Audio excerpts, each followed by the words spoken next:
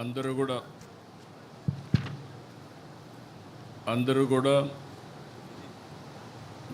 గుండె మీద చేయబెట్టుకొని ప్రమాణం చేయాలి ఆత్మసాక్షిగా. తెలుగుదేశం పార్టీ ఆశయాలకు పవిత్ర లక్ష్యాలకు కట్టుబడి ఉంటూ పార్టీ సభ్యునిగా క్రమశిక్షణతో ప్రజాసేవాభావంతో మనస వాచ కర్మేణ నిరంతరం పాటుపడుతూ నిస్వార్థంగా అవినీతి అక్రమాలకు పాల్పడకుండా దీక్షా దక్షతలతో అంకిత భావంతో తెలుగుదేశం ప్రతిష్టను ప్రతిపత్తిని పరిరక్షించేందుకు ఎల్లప్పుడూ కృషి చేస్తూ పార్టీ మరియు ప్రజలు నాపై ఉంచిన విశ్వాసాన్ని వమ్ము చేయకుండా నిత్య చైతన్యంతో పార్టీకి ఉజ్వల భవిష్యత్తు కల్పించేందుకై నా వంతు కర్తవ్యాన్ని విధులను బాధ్యతాయుతంగా నిర్వహించగలనని ప్రమాణం చేస్తున్నాను.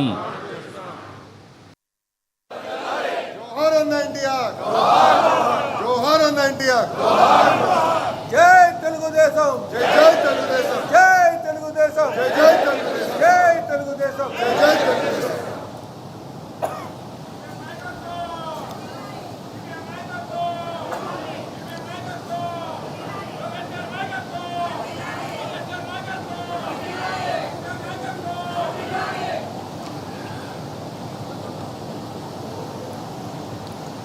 తెలుగుదేశం పార్టీ కుటుంబ సభ్యులందరికీ నా నమస్కారాలు, స్వాగతం, సుస్వాగతం. కొత్తగా కమిటీలోకి వచ్చిన వారందరికీ కూడా అభినందనలు, శుభాకాంక్షలు. 4 దశాబ్దాలుగా పార్టీ కమిటీలు నియామకం చేస్తున్నాను, కానీ ఇంత కసరత్తు ఎప్పుడూ నేను చేయలేదు. ఎన్నో వడపోతలు, ఎన్నో లెక్కలు, ఎన్నో ఈక్వేషన్లు చూసి మీ అందరికీ పదవులు ఇచ్చాం. ఈ విషయం మీరందరూ గుర్తుపెట్టుకోవాల్సిన అవసరం ఉంది. సీనియర్ని గౌరవిస్తూ కొత్త వారికి అవకాశాలు ఇస్తూ కష్టపడిన వారికి చోటిస్తూ కమిటీలు ఏర్పాటు చేయడం జరిగింది. సీనియారిటీ, సిన్సియారిటీ, సోషల్ రీఇంజనీరింగ్తో దాదాపు 250 మందితో కమిటీలు ఏర్పాటు చేసుకున్నాం. అనుభవం, యువశక్తి, సమర్థత గీటురాయిగా పార్టీ కమిటీలు ఏర్పాటు చేశాం. పార్టీ పదవులు చేపట్టిన మీ అందరికీ మనస్ఫూర్తిగా మరొక్కసారి కంగ్రాచులేషన్స్, ఆల్ ది బెస్ట్.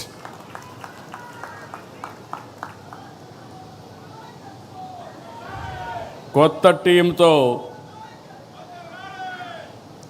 టీంతో పార్టీకి కొత్త ఎనర్జీ రావాలి, కొత్త దిశ రావాలి.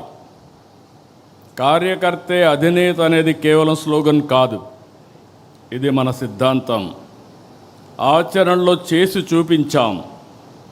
ఈరోజు వేదిక పైన చూస్తే ఒక మండల పార్టీ అధ్యక్షురాలని, ఒక క్లస్టర్ ఇన్ఛార్జిని పాలిట్ బ్యూరో మెంబర్గా చేయగలిగాం. ఈరోజు మా రామ్మోహన్ నాయుడు గారు కేంద్ర మంత్రి కార్యకర్త స్థానంలో కూర్చుంటే ఆ కార్యకర్త పాలిట్ బ్యూరో స్థానంలో కూర్చున్నారు. అది తెలుగుదేశం పార్టీ విశిష్టత. ఇది దేశంలో వేరే పార్టీలో సాధ్యం కాదు. That is Telugu Desam. ఏదైతే చెప్పామో దాన్ని నిరూపించుకుంటున్నాం. పార్టీ ఆవిర్భావం నాడు ఎంత ఫ్రెష్ లుక్ ఉందో, అది 40 ఏళ్ళు వచ్చినా అదే ఫ్రెష్ లుక్ ఇప్పుడు కూడా కనిపిస్తుంది. దేశంలో తెలుగుదేశం పార్టీ ముందు పుట్టిన పార్టీలు ఉన్నాయి, తర్వాత పుట్టిన పార్టీలు ఉన్నాయి.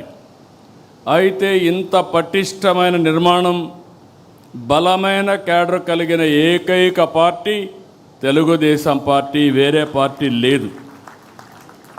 ఒక్క ఓటమితోనే రాజకీయ పార్టీలు చాపజుట్టేస్తున్నాయి, కాలగర్భంలో కలిసిపోతున్నాయి.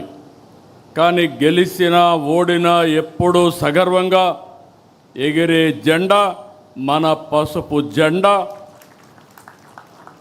44 ఏళ్ళలో అనేక సంక్షోభాలు, సవాళ్లను చూశాం.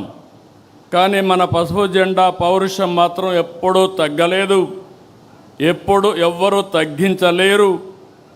తెలుగుదేశం పార్టీ కార్యకర్తలు ఎప్పుడూ మీసం మెలేసే నిలబడతాడు తప్ప ఎవ్వడికి భయపడడు, తల వంచడు. 4 దశాబ్దాల మన ప్రస్థానం అద్భుతంగా సాగింది. తెలుగుదేశం పార్టీ శాశ్వతం. తెలుగు జాతి ఉన్నంత వరకు తెలుగు వారి గుండెల్లో ఉండేది ఏకైక తెలుగుదేశం పార్టీ. దాన్ని ఎవ్వరూ ఏమీ చేయలేరు. ఇది సాగాలంటే మనం మరింత బలోపేతం కావాలి. 2024 ఎన్నికల్లో టికెట్లు కావచ్చు, ఈరోజు పార్టీ కమిటీలు కావచ్చు. కొత్త తనానికి, యువతరానికి, మహిళలకు ఎక్కువగా అవకాశాలు ఇచ్చాం. ఎప్పుడు కూడా ఈరోజు చూస్తే నాకెంతో ఆనందంగా ఉంది. ఈ మీటింగ్లో మొట్టమొదటిసారిగా మహిళలకు సముచితమైన స్థానం ఇచ్చాం. రాబోయే రోజుల్లో ఇంకా ఎక్కువ స్థానం ఇస్తాం. అందుకే కేంద్రంలో ప్రవేశపెట్టిన బిల్లును మీరు చూస్తే మహిళా రిజర్వేషన్స్ పూర్తిగా మద్దతు ఇచ్చిన ఏకైక పార్టీ మొదటి నుంచి తెలుగుదేశం పార్టీ. యువతకు, చదువుకున్న వారికి కేంద్రంలో పదవులు ఇచ్చాం, మంత్రులు చేసుకున్నాం. రాష్ట్రంలో కొత్తగా వచ్చిన వారు చాలామంది మంత్రులయ్యారు. చదువుకున్న వాళ్ళందరికీ మంత్రి పదవులు ఇచ్చి ప్రోత్సహించాం. ఈరోజు రామ్మోహన్ నాయుడు గారు, బైరెడ్డి శబరి, రాజేషి లాంటి వాళ్ళ జాతీయ ప్రధాన కార్యదర్శిగా మనం నియామకం చేసుకున్నాం. ప్రతిపక్షంలో, యువ గళంలో, ప్రజల్లో చైతన్యానికి, పార్టీ విజయానికి ఆ రోజు లోకేష్ దోహదం చేశారు. పార్టీ నిర్మాణం, ట్రైనింగ్ క్లాసులు సహా ప్రతి అంశంలో లోకేష్ చాలా కృషి చేశారు, నేను చూశాను.